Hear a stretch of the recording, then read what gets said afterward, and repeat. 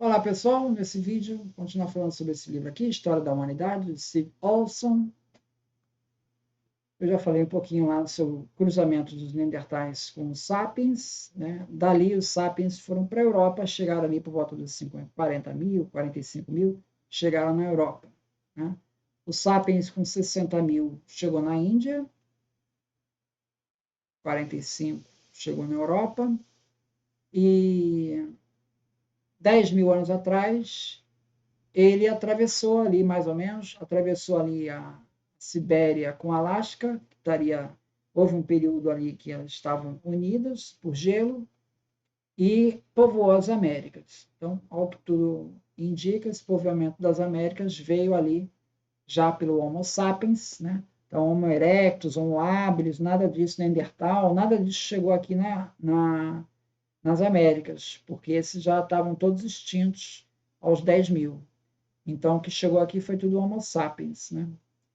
Em 1987, um estudo de geneticistas de Berkeley, liderado por Rebecca Kahn, Mark Stone King e Alan Wilson, usou análises genéticas de DNA mitocondrial para estimar que a Eva mitocondrial, uma ancestral matrilinear comum, viveu na África aproximadamente 200 mil anos. Os cálculos mais recentes foram refeitos, esses cálculos, né?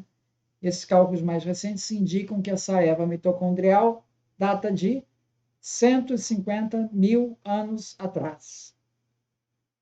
Segundo Martha Lahr, quase todos os dados cronológicos e genéticos indicam uma única origem de todos os homens modernos, que ficaria na África.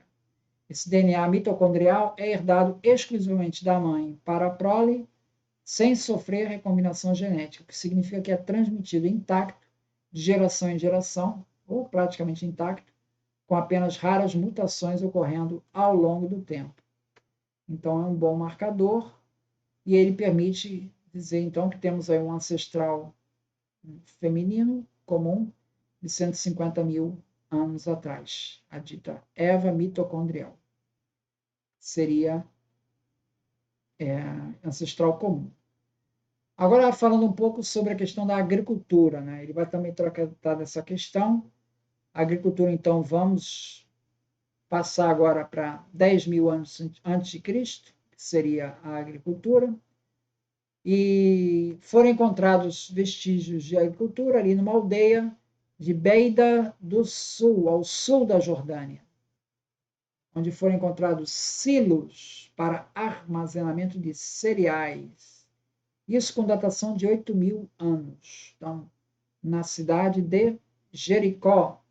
Então, esses primeiros habitantes de Jericó experimentavam a agricultura ao plantar sementes de grão de bico, lentilha, trigo e cevada.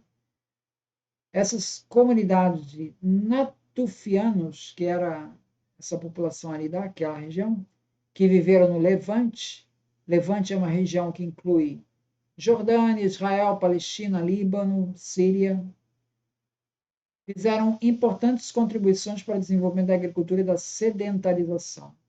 Segundo Kathleen Kenyon, uma arqueóloga ali que pesquisou a cidade de Jericó, ela diz que Jericó é a cidade mais antiga do mundo.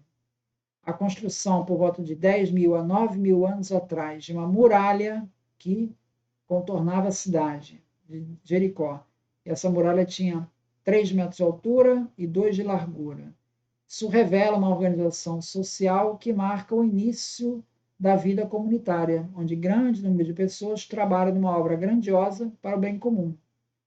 Esse será o mesmo ideal que mais tarde vai levar ao surgimento das grandes civilizações, né?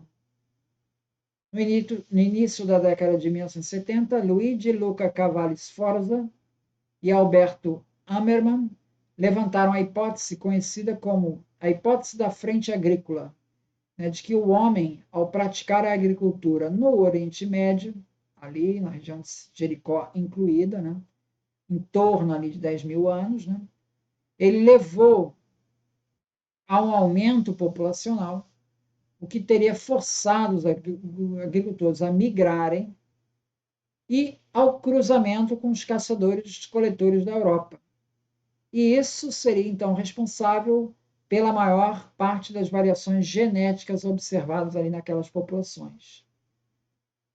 A agricultura ela foi introduzida na Grécia, ela entrou pela Grécia há 9.000 anos, e de lá se propagou para o restante da Europa, de modo que, por volta de 7.000 anos atrás, ela já estava claramente, já havia uma fronteira agrícola claramente visível na Europa, que incluía a Península Itálica, Sicília, Creta, litoral da França e da Espanha. Os caçadores-coletores mais ao noroeste europeu, eles receberam a agricultura um pouco mais tarde, né? Então, quando eles começaram a plantar, eles teriam construído imensos megalitos, como se observa em Stonehenge, no intuito de facilitar a introdução dessas novas técnicas de agricultura, criando então esses megalitos, que seriam uma referência a um culto da fertilidade. Então se associava essa questão religiosa com a agricultura, de maneira a facilitar a inserção da agricultura. Por volta de 14.000 anos atrás, aí falando agora das Américas, né? Ali na região do Alasca e da Sibéria, o terreno, né, as geleiras aumentaram, o terreno secou e as condições se tornaram favoráveis para a travessia ali, naquela região. Então, a abertura desse corredor permitiu, então, que os Homo sapiens entrassem pela América. E aí nós temos, então, o surgimento das primeiras evidências desse homem americano nas chamadas pontas de Clovis, que foram encontradas ali na altura do que é hoje os Estados Unidos, né?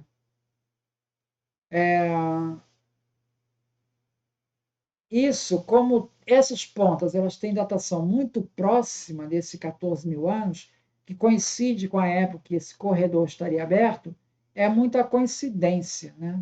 Essas coincidências de datas aí. Então, tudo sugere que realmente haja uma conexão entre uma coisa e outra, né? Um dos primeiros a sustentar a origem asiática dos povos americanos vindo do Estreito de Bering foi o Alexander Humboldt, ainda no século XIX. No entanto, o livro do Steve Olson ele vai mais atrás. Ele cita que em 1589, o jesuíta José de Acosta propôs que os índios americanos descenderiam de populações vindas da Sibéria. Isso ele escreve no livro dele, História Natural e Moral das Índias, que foi publicado em 1589. Ali ele discutiu sobre a origem dos povos americanos, onde ele fala das semelhanças que existem entre os povos indígenas das Américas e os povos da Sibéria. Então ele já faz essa conexão e ali ele já especulou que eles pudessem ter entrado pelo que seria hoje a área do Alasca, o Estreito de Bering, né? Nos períodos de baixo nível do mar para colonizar as Américas. A primeira leva teria caminhado pela costa do Pacífico, então esse pessoal entrou ali, foi margeando a costa ali dos Estados Unidos, descendo pela América Central, chegou no Chile por volta de 14,7 mil anos atrás, conforme a descoberta de evidências, vestígios humanos ali, em 1997, por Tom Dillahey, em Monteverde, no Chile. Então, sugere então, que existiu então, uma rota inicial pela costa do Pacífico. Essa proposta do Chile, como ela está colocando 14,7 mil anos atrás, ela é mais antiga do que as pontas de Clovis. Então, a tese de que os Clovis vieram primeiro, né, a tese do Clovis first, né, ela ficou comprometida por essas descobertas aí no Chile. Então, você tem essa evidência aí que seria, de qualquer maneira, viria pelo Estreito de Bering, né? Então, ele veria margeando a costa e não entraria dentro dos Estados Unidos. Né? Só depois, mais tarde, é que eles entraram para dentro dos Estados Unidos e chegaram no Clovis First. Então, essa é uma segunda possibilidade. Então, são esses aspectos. E outra coisa que ele coloca também é que ele compara essas pontas Clovis com pontas conhecidas lá na Europa, na época do período chamado Solutrense. Então, existe muita semelhança entre os dois tipos de artefatos, né? E alguns autores sugerem que isso pudesse ter vindo da Europa via pelo Atlântico, tá? É uma outra possibilidade, que isso pudesse ter vindo pelo Atlântico.